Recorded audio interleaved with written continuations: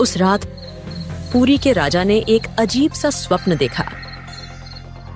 स्वप्न में भगवान जगन्नाथ दर्द से कराह रहे थे। उनकी मुख कांति मुरझाई हुई थी और वे राजा को उलाहना दे रहे थे। मेरी माँ को मंदिर के द्वार से लौटाया गया। वो मेरे लिए औषधि लाई थी, पर तुम सबने उसे अपमानित कर दिया। अब मेरा पेट दुख रहा है। क्या आपने कभी सुनी है ऐसी कहानी जिसमें भगवान खुद अपनी माँ के लिए रो पड़े? वीडियो को ध्यान से देखिए।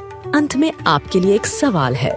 राजा हड़बड़ा कर नींद से जागा, पसीने से तरबतर। भगवान की माँ कौन हो सकती है? ऐसा कैसे हो गया कि किसी भक्त को मंदिर में प्रवेश तक न करने दिया जाए? राजा को कुछ समझ नहीं आया। आखिर यह औरत कौन हो सकती है?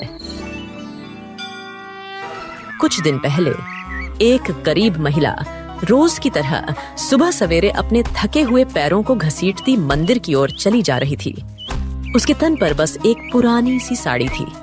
इस संसार में उसका कोई नहीं था, न पति, न बच्चे, न कोई आसपास। लेकिन इस तन्हाई में भी उसकी आंखों में एक अद्भुत चमक थी। वह मंदिर के प्रांगण में पहुंचकर भगवान जगन्नाथ की प्रतिमा के आगे बैठ जाती और बड़ी दीनता से कहती, लल्ला, मैंने तुम्हारे लिए कुछ भी नहीं किया तो कैसे माँ कहला सकती हूँ? प्रत्येक भोर उसकी पूजा, उसकी आंखों से झरता माँ का स्नेह एक अनूठी भक्ति का परिचय देता था। बाकी लोगों के लिए भगवान जगन्नाथ पूजनीय देवता थे, मगर उस बूढ़ी स्त्री के लिए वह तो लल्ला था, उसका अपना बच्चा। कुछ समय बाद मंदिर में खास उत्सव का दिन था। पुजारियों ने भगवान के लिए 56 भोग सजाए। इस भव्य आयोजन को देख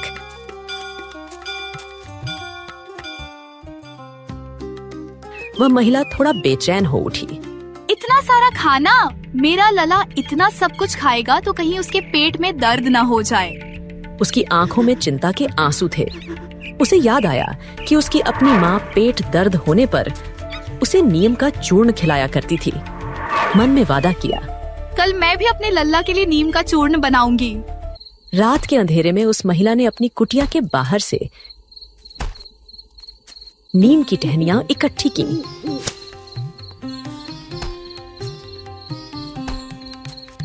उसने सिल पर उन्हें पीसा, बड़ी सावधानी से एक छोटी मिट्टी की डिबिया में भरा और मन ही मन मुस्कुराई। लला, कल से तुम्हारे पेट को तकलीफ नहीं होगी। उसके लिए यह कोई छोटा मोटा काम नहीं था। माँ हमेशा अपने बच्चे का भला चाहती है। उसे तसल्ली थी कि अगले दिन वह अपने लल्ला के लिए कुछ कर पाएगी। भोर होते ही वह मंदिर के द्वार पर पहुंची। हाथों में वही छोटी डिबिया थी, लेकिन द्वार पर तैनात सैनिकों ने उसे रोक लिया। उनमें से एक ने सख्त लहजे में पूछा, यह मिट्टी की डिबिया में क्या है? वह कांपते स्वर में बोली, यह नीम का चूर्ण है मेरे लल्ला के लिए। उन्हें इतने तरह के मिष्ठान चढ़ते हैं, कहीं उन्हें पेट दर्द न हो जाए। सैनिकों को उस पर हंसी आ गई। एक ने कठोरता से कहा, पागल हो गई हो क्या? भगवान को ऐसी कड़वी औषधि की जरूरत नहीं। कहते हुए उसने डिबिया छीनकर दूर फेंक दी।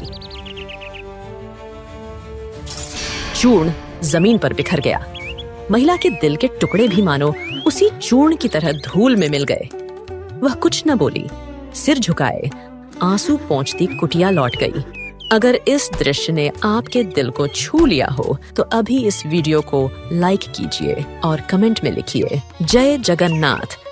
इधर राजमहल में राजा भगवान जगन्नाथ का स्वप्न देख चुकने के बाद चिंतित बैठे थे। वे जानते थे कि ऐसा स्वप्न यूं ही नहीं आता, निश्चित ही कोई गंभीर बात है। उन्होंने तुरंत अपने मुख्य प्रहरी को बुलाया। नगर भर में ढूंढो उस वृद्धा को जो भगवान को लल्ला कहती है। वह कहाँ रहती है, क्या चाहती है, सब पता लगाओ। मुझे शीघ्र समाचार चाहिए। क्या मैंने या मेरे लोगों ने अनजाने में भगवान की किसी प्रिय भक्त का अपमान कर दिया? पता चला कि पिछले ही दिन मंदिर के बड़े द्वार पर एक वृद्धा हाथों में एक छोटी मिट्टी की डिबिया लिए खड़ी थी। उसे रोक लिया गया और डिबिया को जमीन पर फेंक दिया गया। चूर्ण धूल में मिल गया और वह रोती हुई लौट गई। तभी से वह कहीं दिखी नहीं। सैनिकों ने यह बात राजा को बताई तो राजा के चेहरे पर पश्चाताप छा गया। तो वही हमारी गलती थी। भगवान ने स्वयं संकेत दिया था कि उनकी माँ का दिल टूट गया है। राजा कुछ देर मौन खड़े रहे। खिड़की के बाहर देखा, सूरज धीरे धीरे उग रहा था, जैसे खुद भगवान भी इस भूल का प्रायश्चित चाहते हों। मंदिर की घंटियां दूर से सुनाई दे रही थीं, पर आज उनमें उल्लास नहीं था। एक माँ की चुप्पी, एक ईश्वर की पीड़ा और एक राजा का पश्चाताप, तीनों जैसे सन्नाटे में गूंज रहे थे। सैनिकों ने सारा राज्य छान मारा और महिला का पता लगाकर राजा को खबर दी। जब उसे महिला का पता चल गया तो वह स्वयं वहां पहुंचा। टूटे दिल से वह उस बूढ़ी स्त्री के चरणों में झुक गया और बोला, माता, मुझे क्षमा कर दो। मैं अज्ञानता में तुम्हारी भक्ति न पहचान सका। तुम तो स्वयं भगवान की माँ हो। तुम्हारा अपमान करके मैंने जगन्नाथ को भी दुख पहुंचाया है। महिला की आंखें पहले तो विस्मय से फटीं, फिर आंसू छलक उठे। वह बोली, मुझे तो अपने लल्ला की फिक्र थी। मैंने उनके लिए नीम का चूर्ण बनाया था। सैनिकों ने मेरी डिबिया फेंक दी। राजा ने प्रेम पूर्वक उसे मंदिर चलने को कहा। इस बार मंदिर के द्वार पर फूल बिखेरे गए। सैनिकों ने आदर से रास्ता दिया और पुजारियों ने महिला को विनम्रता से अंदर आमंत्रित किया। महिला ने दोबारा नीम का चूर्ण बनाया और उसे भगवान जगन्नाथ के चरणों में अर्पित किया। कहते हैं, यही दिन उस परंपरा की शुरुआत बना जब से भगवान जगन्नाथ को 56 भोग के बाद नियम का चूर्ण अर्पित किया जाने लगा। लोग उसे लिंगी माता के नाम से पुकारने लगे। उसकी भक्ति और माँ का स्नेह पूरे नगर में गूंज उठा। इस तरह एक माँ का निश्चल प्रेम और एक भक्त की अनन्य भक्ति ने स्वयं भगवान को भी झुकने पर मजबूर कर दिया। आज भी यह कथा हमें याद दिलाती है कि प्रभु के सम्मुख धन दौलत से ज्यादा निस्वार्थ प्रेम और समर्पण का स्थान होता है। जब हम हृदय से उनको पुकारते हैं तो वे हमारी हर व्यथा सुनते हैं। तो दोस्तों, अब आज के सवाल का समय है। देखते हैं आपने इस चमत्कारी कहानी को कितना ध्यान से सुना। प्रश्न, भगवान जगन्नाथ को 56 भोग के बाद कौन सी वस्तु अर्पित की जाती है जिसकी शुरुआत लिंगी माता ने की?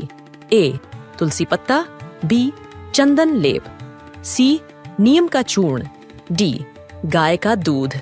सही उत्तर नीचे कमेंट करें और बनिए क्विज चैंपियन। हो सकता है अगली कथा में लिया जाए आपका नाम। हमारे चैनल की सदस्यता सिर्फ 29 रुपए महीने से शुरू है। आपको यह विश्वास दिलाती है कि आपका योगदान सीधे हिंदू धर्म की अनमोल कहानियों और परंपराओं को सहेजने और उन्हें नई पीढ़ी तक पहुंचाने में लग रहा है। ज्वाइन करें और मेंबर बनकर अपनी संस्कृति के संरक्षण में सीधे भागीदार बने।